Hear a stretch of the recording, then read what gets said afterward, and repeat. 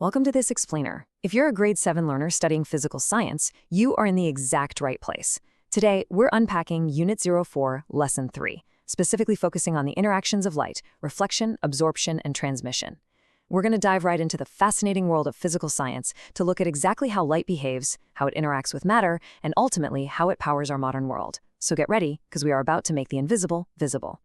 To get us there, here's our roadmap for today. We'll start with waves, energy, and information, then look at the anatomy of a wave. From there, it's light, reflection, absorption, and transmission, followed by the bending of light, and finally, applying waves to technology. Okay, part 1. Waves, energy, and information, and our essential question. How do waves actually carry energy and information? I mean, think about the device you're using right this second. You're receiving information from me through glowing light and sound, right? But how is that actually happening?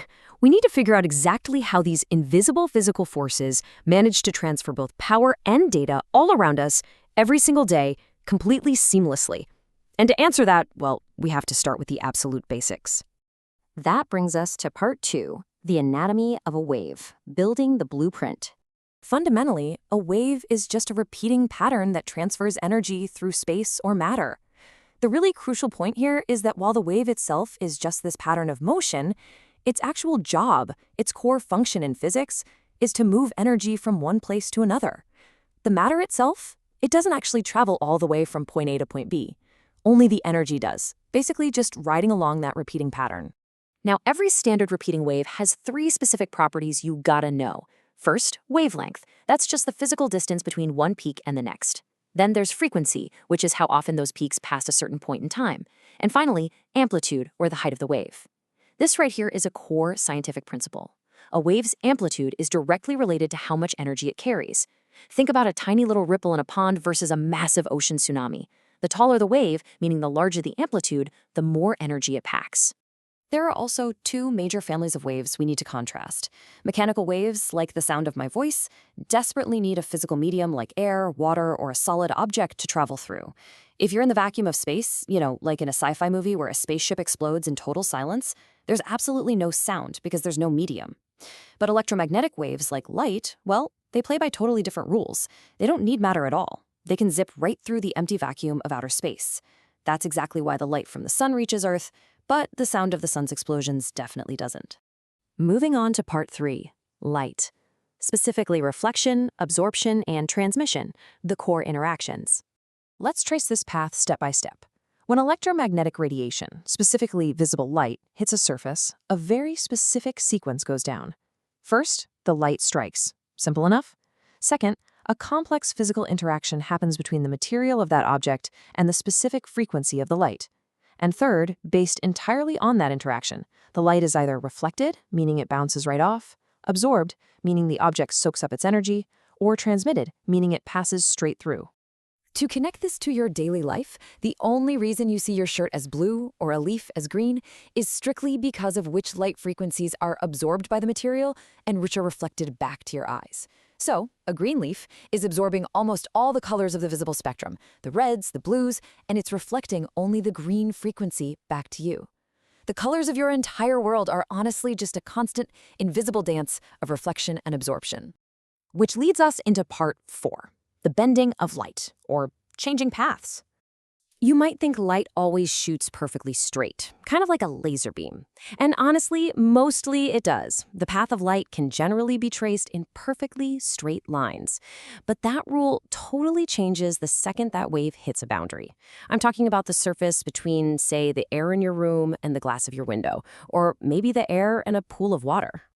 Here is a golden rule of physics for this phenomenon. The path that light travels can be traced as straight lines, except at surfaces between different transparent materials where the light path actually bends. When light transitions from one transparent medium to another, let's say from air into water, it changes speed just a tiny bit because the material's density is different. And this sudden change in speed causes the path of the light to physically bend. This is exactly why a straw looks broken or disconnected when you stick it into a glass of water. Adopting a wave model of light is just incredibly powerful. It helps us explain brightness, which links back to our wave amplitude, explains color, which links directly to wave frequency, and crucially, it explains this bending effect, which is actually frequency dependent. Different colors of light will bend at slightly different angles when they hit a boundary. That is exactly how a glass prism manages to split plain white light into a beautiful rainbow. All right, let's wrap this up with part 5, applying waves to technology, the transfer task. Now it is time to apply what we know about physical science to real-world engineering and modern technology. Science clearly shows us exactly how we've upgraded our communication over the years. Analog signals use continuous, kind of messy wave variations, but digitized signals, which is what we use today, are sent as distinct, separate wave pulses. The physics tells us that these digitized binary pulses are a much more reliable way to encode and transmit information over long distances. You don't lose the message to random static or interference. Engineers actually harness these exact wave properties to build our entire digital world. Fiber optic cables run all the way under our oceans, transmitting digitized pulses of light that literally bounce along the inside of the cable to carry the internet globally. Your Wi-Fi router? It uses electromagnetic radio wave pulses to send data straight through the air to your phone. And your computer takes those digitized wave patterns and translates them right back into the text, sounds, and videos you're experiencing at this very moment. By mastering wave properties, we turned invisible physical interactions into the global communication networks we rely on every single day. Understanding the physics of light, reflection, absorption, and transmission, well, it isn't just something you memorize from a textbook. It's the absolute foundation of modern technology. By figuring out how to manipulate wavelength, frequency, and amplitude, scientists and engineers transformed basic natural phenomena into the incredibly interconnected global society we live in today. As we wrap up this explainer for grade 7 physical science, I want to leave you with a bit of an active challenge.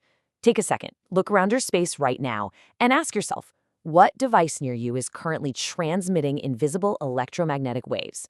Is it a glowing screen? Maybe a Bluetooth speaker? A Wi-Fi router hidden in the corner? Think about the invisible waves of energy bouncing, absorbing, and transmitting all around you right this second. Thanks for joining me for this explainer, and keep looking for the science in the world around you.